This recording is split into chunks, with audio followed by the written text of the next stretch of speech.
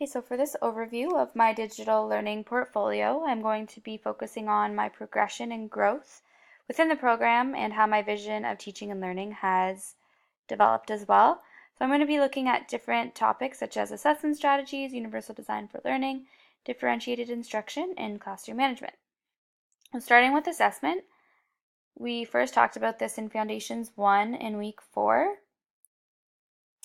And I said that peer and self-assessment are important because it enhances student learning, because it helps everyone understand the goal and can assess what they need to do in order to reach it.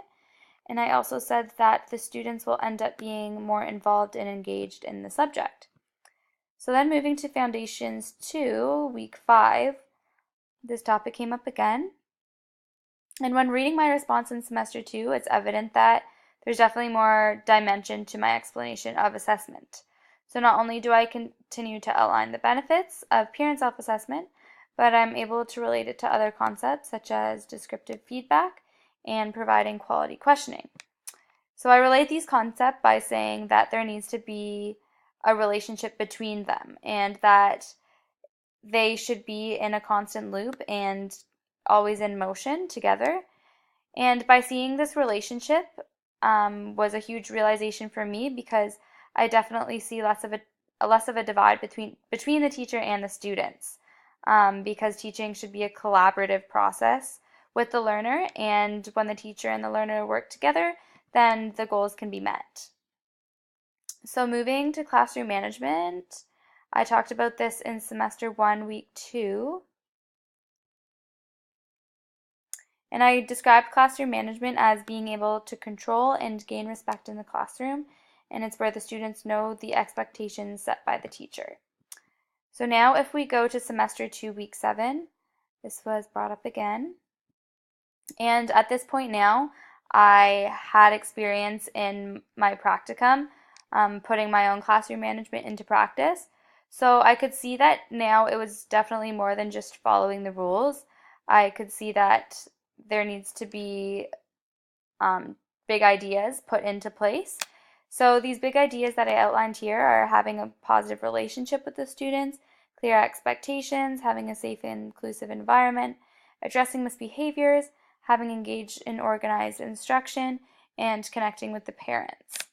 So now I can see that having all these in the classroom is definitely a part of my vision of teaching and learning, because if all of these are implemented, then classroom management will follow. And so now I'm going to talk about universal design and differentiated instruction. So first I'm going to look back at my personal statement in week 1, semester 1 of this program. So I described teaching as being able to make a positive impact on students' lives and enabling them to not dread learning, but to grow to love it. And then I described learning as being able to further your knowledge and personally grow from a lesson, and it's asking questions and being engaged. So if I go to Foundations 2, semester 3, I talked about universal design and differentiated instruction. So for UDL, I said it's necessary for some, but it's beneficial for all, and it's designed to enhance student learning, and it's a way of thinking about teaching and learning that gives all students an equal opportunity to succeed. And then differentiated instruction, I said it allows teachers to address students' specific skills and difficulties. So using these two practices in my classroom will definitely help me achieve what I described teaching and learning to look like all of the way back at the beginning of the program.